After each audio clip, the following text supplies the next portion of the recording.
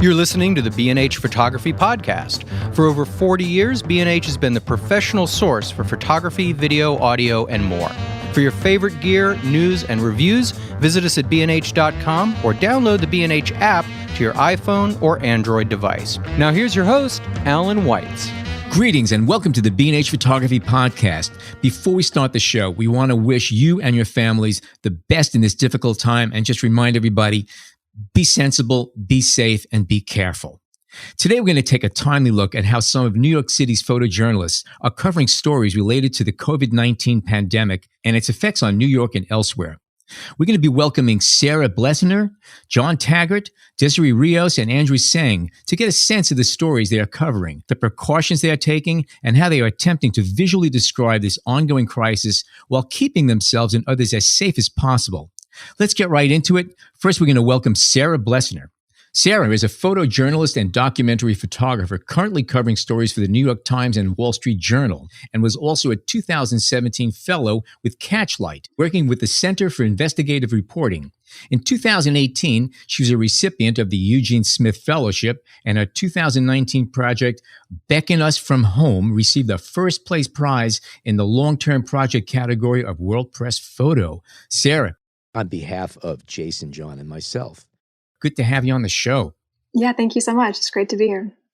Well, what have your assignments been like in the past few weeks related to COVID-19, and for which outlets have you been working? Well, first of all, they've been exhausting. But I've been photographing mostly for the New York Times and also the Wall Street Journal. And it's basically been coverage of what's happening around the city, what's happening with stores and people and tourists, and how the city, this large, a city like New York, how it responds to what's happening. There hasn't been a lot of direction aside from, please go to this certain borough or this certain part of New York and try to make images and see what's happening. Really? Are you given any kind of masks or anything to wear? Because they're asking you to go out in a situation where people are being advised to stay home. Yeah, exactly. I think just a few days ago, I got a call from a few editors saying, if you feel uncomfortable, please come pick up some supply kits and masks. But before that, it was pretty much, just wear a scarf, do your best, be protected. I think everyone is just trying to figure this out as they go. But now definitely people are stepping up more and offering more supplies to their freelancers. Have you found less and less people out in the streets with every passing day? Because it seems that it's sinking in. I know I'm in New Jersey, and the streets are really very empty. It's like 7 a.m. Sunday all day long. New York is a bit different. For example, Sunday was fantastic weather, and Saturday was it felt like spring. So the streets were really busy. I went to Domino Park and a few other public places, and it was packed. But other times, like today, for example, it's much quieter and it feels really empty. So I think it's been a bit back and forth. But yeah, slowly over time, it's been less and less people, but it's still busier than I had expected. Are you covering the empty spaces or the people more? Where have you been focusing your coverage? I've been focusing more on the people. I think, wanting to see how people are still responding. Are they out in public? Are they doing social distancing? Are they still going to bars and getting takeout drinks? I think for me, what's been more interesting is looking at how people are responding than just the empty street coverage. I think they're both important, but yeah, for me, I've been focusing more on how the public is responding. And given that you haven't really been given much direction from your editors, does that give you a bit of freedom to do things that you want to, or you feel a little bit lost? I feel totally lost. I mean, there's not much happening, and it's really hard to visualize. I mean, you can only photograph so many masks and so many empty streets. So I think the more important stories of, how a local business or a family is suffering, these are the stories that we all want to do. It's just really hard right now because we can't go in someone's home. We have to stay far away. Everyone's worried about safety. So it limits what we actually can do on the ground. And have people been generally receptive to having you around, or when you ask to take a picture, are they saying not now? In the beginning, people were receptive, but now it's much harder. I think as long as we stay, at least 6 feet away, people feel better, but it's hard to make conversation, and photography is all about intimacy. So having to stay away from someone makes it feel totally different. But this is like across the board, though, in just about every kind of interaction you could possibly have. Yeah, completely. So it's not just photography, but I think it does affect that, really deeply. Have you rethought about some of your standard photo tricks, or I don't want to call them tricks, but your techniques in terms of even lens choices and how you normally would shoot? Or is No, it? that's Yeah, a really 600 good... millimeter lenses. It's all confusing now. She's staying in her home. Exactly. No, it's a really good question, because normally I photograph with just a prime 35 and I like being very close to people. But for the past 2 weeks, I've only used my 24-70 and I'm, zooming more than I like to, but it's what we have to do. Even creating portraits, like I think over the weekend I had 2 portrait sessions, and that's really difficult when you can't stand close to somebody. It changes the whole dynamics, and I have to use a zoom, which, for me as a documentary photographer feels quite unnatural. So it has shifted a lot, and it's changed a lot of my, I think, approach and technique. Yeah. Have you been called to do any work regarding health workers yet? Or in hospitals? Not yet, no. No, okay. I think that will come soon, and I have to really think about how to answer that. It's a different level of risk, even though it's a really important angle and part of the story. Have you found it hard to get accurate updates? I mean, are any of your, like the Times or any of the other people you're working for, are they giving you any tips or any things that, the rest of us may not be privy to? I think I haven't been told anything that other people wouldn't know. I think I just get told faster. And that's one thing I've, become really grateful for in this past few weeks, is that relationship and trust between editor and photographer. I think, people are doing their best to communicate and to make sure everyone's safe, calling, reaching out, giving any kind of update that they have. But mostly it's about just precautions, what to wear, how to find hand sanitizer, how to be safe, where to file, things I hadn't thought about ever, like when you're out on assignment for the entire day. How do you charge your laptop? Where do you file pictures from? It's really hard to find Wi-Fi. I mean, there's things that we didn't have to worry about prior, even aside from just health concerns. I mean, it seems like even your day-to-day photojournalists are now in kind of conflict photographer mode a little bit, no? A little bit, yeah. It has that vibe to it. It's very strange and surreal. Interesting. What precautions are you taking when you go out there? Are you wearing a mask? Are you wearing gloves? Are you cleaning your camera regularly, or more than you would normally? Yes, much more than I normally would. Okay. So I wear a mask and gloves, and I take a lot of hand sanitizer and just really bundle up as much as I can. I keep my distance from people. I don't come more than 6 feet. I try to wear glasses if I take the subway. I think as of this week, I probably won't take the subway anymore. Just that's my own personal choice. I think I need to take a few steps back from the kind of reporting I've been doing. And coming back home, I clean my gear immediately, if not more than once every day after shooting. And you mentioned that you were working all weekend and you're kind of exhausted today. What are some of the assignments that you have done over the past couple of days or past weeks? Sure. It's been a lot of basic vibes in different areas. For example, going to Coney Island and seeing what's happening. Are people still exercising? Are they out and about? I had a story about a soup kitchen, and there's an uptick in people that are going to really need a lot of help and economic support. Stories about schools closing, stories about empty spaces and tourists that are stuck here. I think a recent story I did about young people and how they're responding to the epidemic and precautions that they're taking. So I think in the beginning, it was a lot just reactionary, like, okay, go get out there. We have no idea what's happening. What's it look like? We're all curious. And I think now it's becoming a little bit more intentional about finding stories that are, a direct result of what's happening right now and a little bit more personal. But that takes time to develop. And I think, again, for the first few weeks, we were all just really freaking out, myself and editors included, not knowing what's happening or what to do. It would seem to me that one of the more interesting stories could be, and it would be really difficult to do, would be individual households and how they are coping between working from home, sometimes both parents, and having children being schooled at home, and they're sharing limited resources because not everybody has a computer for each individual. Exactly. And I know that from people I know, including family members, that it's really been a challenge here right now, trying to pull all together. But unfortunately, it's dangerous, I think, to get into these environments where now you're going into someone's home and you don't know who has what. Yeah, so you almost exactly. have to work from a distance again. Exactly. I think that's exactly it. I mean, I would be really curious to see those kinds of stories. I think those are really important to tell. It's just, we can't go in people's homes. We can't ask that of anyone. And honestly, nobody would let us in their right mind right now, having a stranger come in. So can you photograph through the window? Perhaps. But then it's still like not the full story. So we feel very limited, and that's the problem. It definitely has tight parameters to you, because I was thinking about if you have to cover this, you really do have a lot of restrictions, things you just can't do or shouldn't do. Exactly. It's left feeling a bit voyeuristic. You're always stuck at this distance and you can't really get close. And that's the purpose of photography. So it's really challenging. I've seen some really great work coming out of people documenting their own quarantine, which is, great. Photographers stuck at home photographing themselves. That will be very interesting. But I wish I could see that story from like a family, as you're saying, and not just from an artist. But yeah, the challenge of doing a family or a larger setting is definitely real. Be careful out there and use your head like you are. And God willing, we'll all get through all this in one piece. Yeah, thank you very much. Same to you. Sarah, thank you so much for joining us today. We hope to hear back from you soon with some updates. Thank you guys so much. I appreciate it. John Taggart is a veteran photojournalist whose work has appeared in the New York Times, the Washington Post, Bloomberg, Reuters, and many other outlets. He's no stranger to the streets and subways of New York City, and they just became a whole lot stranger. John, welcome to the show. So how strange are things out there? It's pretty bizarre. It's just a quiet place to be right now.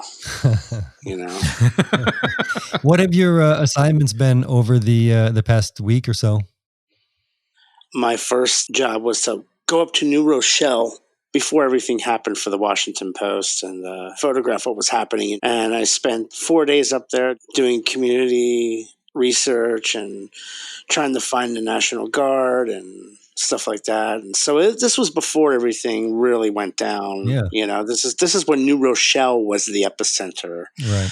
And the people were about. The containment zone was not really a containment zone. It was more like just people coming and going as they want, trying to support local business and stuff like that. So it wasn't as visual as it is now, that's for sure.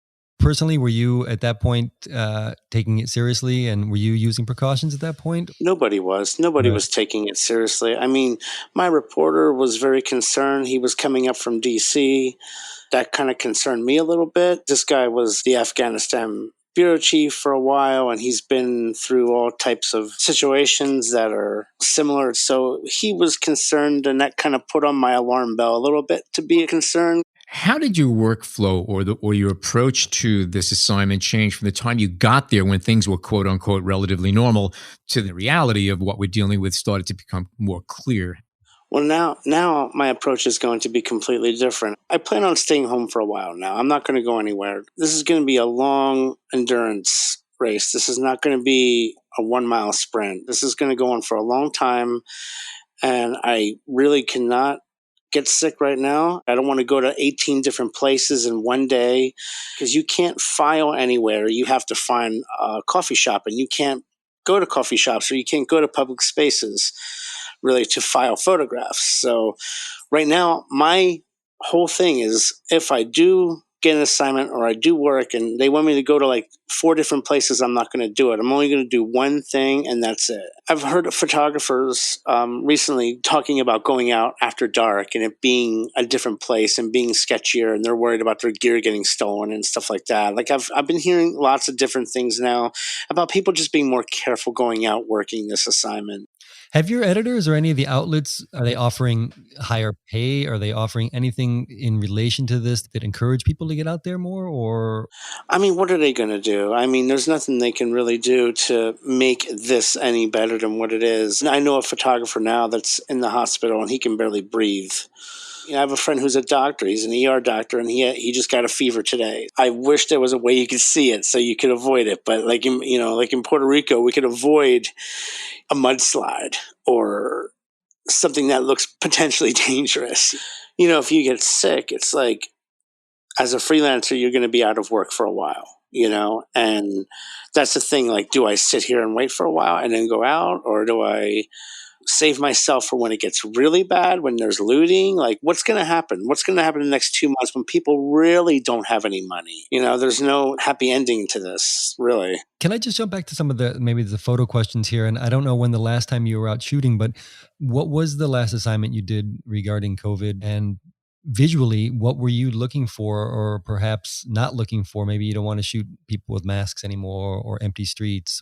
I guess the last thing I did was my girlfriend's a reporter too, so we pitched a story together to the Times where we would go out and shoot grocery stores and the employees that work in grocery stores. It was just Wednesday of last week, and the grocery stores were fairly packed, and I'm not packed with people, but they were packed with goods and items. The story was on like how the workers are on the front line And all these places, all these grocery stores in New York are family run. Like a lot of them, like a lot of the big ones are family run. Like even though you wouldn't think it, but like Right. there's not a lot of like Walmarts or Whole Foods or Trader Joe's. There are Trader Joe's and Whole Foods here, but like the bulk of New York goes and shops at C towns and food towns and like associated. So we went to these places into the Bronx, and this was really before there was even, I think, 5,000 cases in New York. You know, we're walking around the grocery store and I have a mask, you know, and now I'm thinking to myself, my Wednesday version of me was completely insane. But we didn't know any better then. Yeah. I mean, I was shooting this other assignment the previous week, and I was going out with a reporter, and we walked all around the Lower East Side from like 5 o'clock till like 2:30, 3 o'clock in the morning, photographing people at bars, out drinking. None of us had any idea that this was going to be like this, you know? Okay, John, that's John Taggart. Thank you so much for joining us today. Be careful out there. And again, continue good work. Thank you.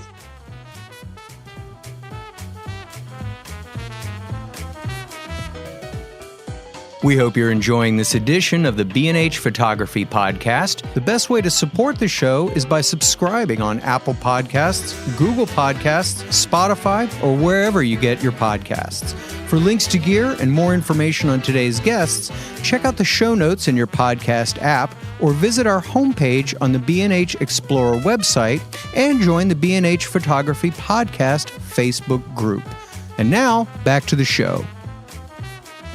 Desiree Rios is a Mexican-American photojournalist and documentary photographer from Fort Worth, Texas. She's currently based in New York, working for The Times, but has covered stories from California to Cuba, including a recent story on the effect of New York City foie gras ban on upstate farmers. That's small beans these days, I guess. Desiree, welcome to our show. Thank you. We're in exciting times here right now. Tell us, starting last week or when you started to cover this story back in February till today, how has your workflow changed, your approach to this story and the story changed? So I've covered a handful of assignments related to the coronavirus for the New York Times starting back at the beginning of February. And I've definitely noticed from then until, just this past Saturday that people are taking a lot more precaution. At the beginning of February, it was only just maybe a handful of people going through, public transportation wearing face masks, rarely any latex gloves. But now it's like today, it's hard to find somebody who's not wearing a face mask. People are definitely taking it a lot more seriously, in my opinion. What kind of advice have you been getting from your editors? Or not even advice, let's say, what kind of input in terms of the stories that you are covering? It sounds like it's a little bit of like get out there and check out the streets and see what's going on, as opposed to really specific stories. Is that true? I mean, the assignments have ranged either being very specific or just, hey, get some general like coronavirus imagery. What have the specific ones been? So specific ones, like, for example, I followed some commuters who changed the way that they got to and from work, from taking Uber and Lyfts instead of, completely avoiding public transportation. And I also covered when the first New York City public schools were closing. And also related to education, just the free meals that were being given away at public schools during the closure. Yeah. Mm-hmm. And what about your personal precautions? How have they changed since February? I wash my hands obsessively. They feel like sandpaper right now because they're so dry. I've also, obviously avoid touching my face, which I've been finding to be really hard because I notice when I'm under a tight deadline, I just like constantly touch my face. So trying to avoid that. I didn't wear latex gloves or a medical mask from the beginning. Just because I think I left that mostly to the professionals, especially you see the shortage going on today. Right. And, just I'm taking the normal precautions, which is staying 6 feet or more from people. But just this past assignment on Saturday, a family member sent me some latex gloves and one medical mask, which I carried with me just in case. We're all reading how confirmed cases have risen. So I just took it as an extra precaution. But luckily, like I've had very supportive editors that I've been working with who have always made sure that I was comfortable. I never felt forced to go into a situation, and constantly checking on me, like, how are you doing? Are you okay? Have you turned down any assignments? I haven't yet. I think if I obviously starting to feel like under the weather or anything like that, I would just be like, hey, maybe I'll just take a break to kind of monitor my symptoms. But I personally haven't turned down any. And have you come across any stories that you would like to kind of follow up with, maybe personal or intimate stories with a family or an individual person, but you just realize you just can't do it now? My goal is to continue following up with some of the people that I have photographed. Specifically, I'd really like to focus on how this is affecting education right now. Aside from being a freelancer, I am an educator.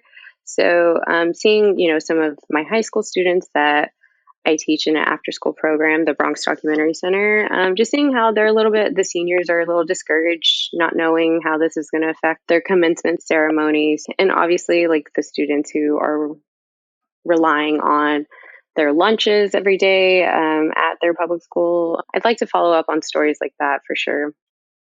Unfortunately, a lot of kids that is their meal of the day. Right. And that, they're the ones who are, I guess, particularly hit by this. Right. Have you covered anything in the medical field yet? Nothing specific within the medical field. I did do an assignment that touches on the economy right now. I got to speak to a financial advisor who mostly deals with millennial investors who surprisingly aren't worried right now. And you say that you're speaking with people. Are you doing the reporting as well, or are you going along with a reporter? I'm doing the reporting as I'm working. I, take an image of maybe somebody crossing the street or within a group of people who are wearing medical masks or latex gloves, and then I'll go and I introduce myself. Somebody may see me from the corner of their eye, so I go and introduce myself and, kind of ask them, why are they taking precautions? When did they start taking precautions?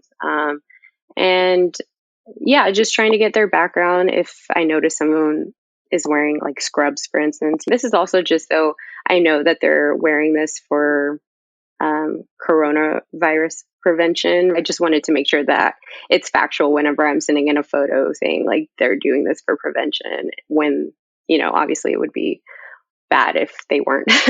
And yeah, I identify that in my caption. So I make sure to speak to almost everyone that I photograph. And are you working pretty much every day or as much as you normally would? I mean, I think the editors are doing a really great job at trying to spread out the work right now. But obviously they're taking precaution too. They don't want you out every day, to protect yourself and others. So my workflow has gotten a little bit slow. I think everyone is. And I know a lot of people are a bit nervous right now about that. But I think I'm at a point where I can't complain. I am still getting assignments, which I'm very grateful for. That's great. Are you getting frustrated just taking pictures of empty spaces and people with masks, or are you trying to find other visual methods, other visual ways to tell the same story? I'm so wrapped up into this right now that it's not frustrating for me, but I would like to eventually push the work a little bit more, not just, photograph in a reportage style, but also trying to find ways to metaphorically tell this story, like not just, this is the scene right now, but how people are actually feeling. So I think, that's going to be a challenge for me as I continue to work both through assignment and personal work right now. Gotcha. And are you pitching any ideas yet? Not yet. I've been trying to kind of like sit down a minute and start a form, like what exactly would I like to cover in this, time that we're in right now. I hope I'm going to start pitching soon. I'm really interested in looking more into how education is affected by this, and also more personal stories. Again, I want to speak to people who have been personally affected by this, whether through, a family member or themselves. Desiree, thank you so much for joining us today. Keep up the good work. Be careful out there. And we look forward to maybe talking with you again down the line and see how a lot of this stuff has developed. Thank you so much. Andrew Seng is based in Brooklyn and also works in Portland. His work primarily focuses on creating a visual archive of the Cambodian diaspora while questioning the formation of visual ideas of race and identity. He's worked for the New York Times, BuzzFeed News, WNYC, Teach for America, the Los Angeles Times, and The Guardian, amongst others. Andrew is also a past guest on our show. Welcome back, Andrew. It's good to have you back again. Hey, guys. Thanks for having me back, and I hope you guys are staying healthy and safe, maintaining in these crazy times. We absolutely are doing our best. The first thing I want to ask you about, and I was looking at your Instagram feed, and last week you were doing some pictures on, it looked like National Guard troops going through schools, cleaning things. And there was one photograph of 3 soldiers sitting there, cleaning Legos in a nursery room. And that made me stop, because you don't think of that. That's a jarring thing. After all these people in masks, seeing that made me stop. That was a pretty wild moment. The New York Times, who I was photographing for on assignment, we were invited to see the cleaning of the facilities. And just like you said, it was a jarring moment to see these fully grown men and women in juxtaposition to these children's toys sitting in these tiny tables. And, I went up to one of the National Guard soldiers and I asked them if they'd ever thought that they'd ever be sitting at this table again. That sort of moment struck me as us being in this together, just having this virus be in a place where children are supposed to be experiencing life and growing and getting an education was kind of scary to see. Where was that? Was that New York? It was in Scarsdale. Okay, Westchester. Yeah. And not just grown men and women, but in uniform with masks and gloves. Yeah, these are striking images. Fully decked out soldiers, and they're cleaning Legos in a nursery. It's usually, we're looking at people with guns usually patrolling streets, not doing this. Have you had any assignments over the weekend or in the past few days? I've shot all just for the New York Times, and I've worked a total of 7 days for them. I've been sent out to cover the arrivals of U.S. citizens coming back home from travel abroad. Okay. So I was sent out to JFK to photograph kind of the chaotic scene of people coming back. I've done just general scenes in New York City. We met with a recovered patient of COVID who was discharged and, of course, tested negative before being discharged, to sort of provide kind of a hopeful view that people will get through this, you will recover. Given that was supposedly an uplifting type of piece, how did you approach it any differently photographically, or was it really just something that was quick and you didn't have much chance to think about it? It was sort of a quick, portrait. Approach it as I would any other portrait assignment, try to find beautiful light. It was kind of tricky given the situation. I was still a bit nervous. And so had to maintain my distance, photograph in the apartment lobby instead of the person's home. Right. Question I'm curious about is, at what point did you realize that this is a bigger story, a different story, and it's different from everything else that you might have covered up till now? I've covered disasters before. I've covered wildfires and floods, and I've said while on assignment that this is a wildfire.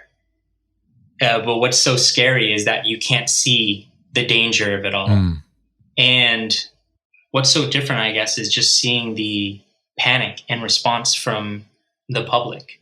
Being at the testing facility and seeing everyone's just so worried for their health and worried for the health of their family line up to get tests and whatnot is something that I've never seen or experienced before. Can you talk a bit more about that? Because, some of the photos that you've shot have been at the drive-through testing centers, and maybe the reaction from the medical staff that's there and the National Guard that are working it, have they been supportive of your presence or asking you to distance yourself? How's that been? We take an immense amount of precautions in keeping ourselves safe. The editing staff is immensely supportive at the New York Times, Andrew Hinderrocker and Jeffrey Ferticilla, in making sure that we take care of ourselves while we're out there. So, maintaining distance is crucial. As far as the National Guard and health officials and law enforcement, we do our best to not hinder their job, obviously. But for the most part, everyone has been really receptive in having the media around. they want to show the good work and good nature of those who are on the front lines and doing the necessary work. And, we want the same thing. Like they're putting their health on the lines to take care of everyone and make sure everyone's healthy. What specific precautions have you been taking in terms of what you're wearing, masks, gloves, etc.? So I guess I should say that like being highly cautious of germs is like the norm for me. So it's been great to see people finally catch up to my level of germ awareness, like washing hands, carrying hand sanitizer everywhere I go, not touching surfaces that people touch, and unless it's like a subway handrail and I have to for stability on the train. But, keeping my distance from people who could possibly get me sick, not coughing or sneezing on my hands. Like this is all part of my lifestyle before this happened. But given the highly infectious nature of COVID, like it has just heightened my normal behavior. And I have added some more precautions, such as wearing an N95. My understanding is that the N95s are actually very exhausting. The reason why they work is because they block so much. You can only wear them for about 20 minutes before you really have to open up because it's exhausting to breathe through these masks. Do you find it that way? Yeah, it is. I do feel like I'm laboring a little bit to breathe. Like it feels like my nose is constantly congested when I'm wearing the mask. And it does make my face a little hot because of the steam that builds up in there. Are you wearing gloves? I do. I don't have many disposable, latex rubber gloves or anything, but I will bring a couple pair of like just winter gloves or just like utility gloves. And then, I'll sanitize those afterwards. I'll spray them down with some disinfectant. And in terms of the assignments that you've been being called for, have you decided to not do any of them? Or are you considering not doing any of them? And how's that thought process been? I haven't said no. Obviously, like I have concerns, but I feel that it's our duty as journalists to be out there, bringing people the facts and being on the front lines to tell the stories of those who are doing the work and those who are affected. One thing that I do though is, I check in with my girlfriend to see if she is okay with it all, since the hazard is not only a threat to my own health, but a threat to hers as well. So anybody you go home to. Exactly. Yeah. So I'm thankful that she's extremely supportive. She's seen me do all sorts of wild things, like I said, like wildfires and other disasters. And above all, she supports the duty I feel to serve the community. So that's great. A couple of photographers we spoke to talked about the problem of being able to file, just with the lack of internet availability, cafes and whatnot. Have you faced that problem, or are you waiting to get home to file, or how's that working for you? Yeah. So in the beginning, when things weren't as chaotic, when containments were just beginning, when the public were just preparing to hunker down, I was still going to, like a McDonald's or Starbucks, and I would work off their Wi-Fi and of course sanitize all the surfaces and whatnot.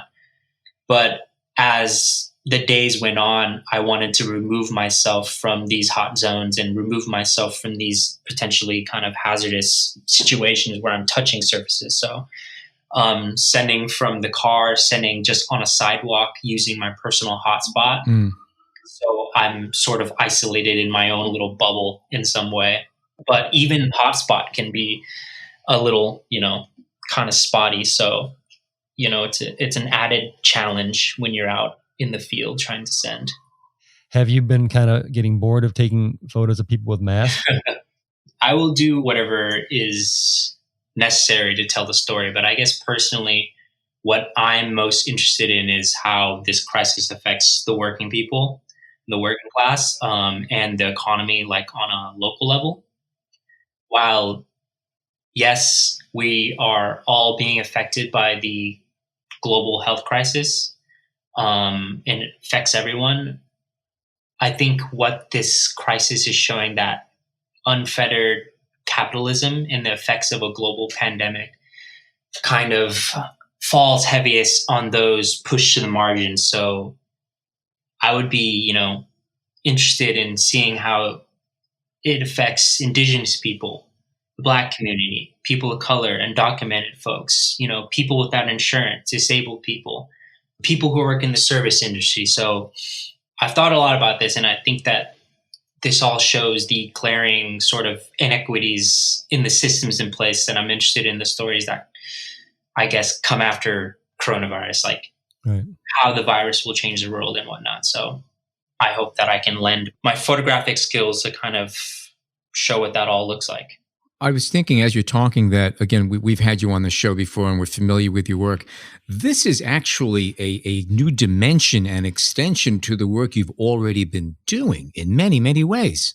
Absolutely. One of the things that I've talked about with my family and friends is, while it is important to take care of my health, I'm a young, sort of healthy person that could get through this, fortunately, if I were to catch the virus.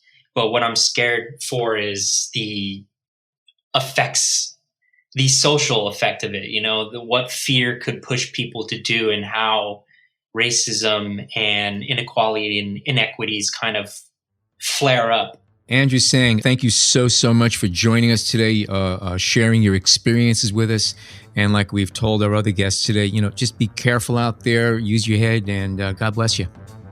Yeah, thank you all so much for inviting me here and continuing to do the work in this time. And please stay healthy, and we'll talk soon. Okay, that's a wrap of another show, a rather different show for us, an important show and a topic that's affecting all of us.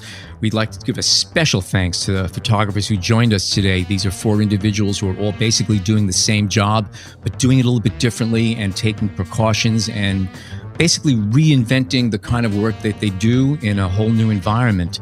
And again, it's a different time, a different day that we're living in. My name is Alan Weitz, and on behalf of John and Jason, be safe, be sensible, be careful, and God bless.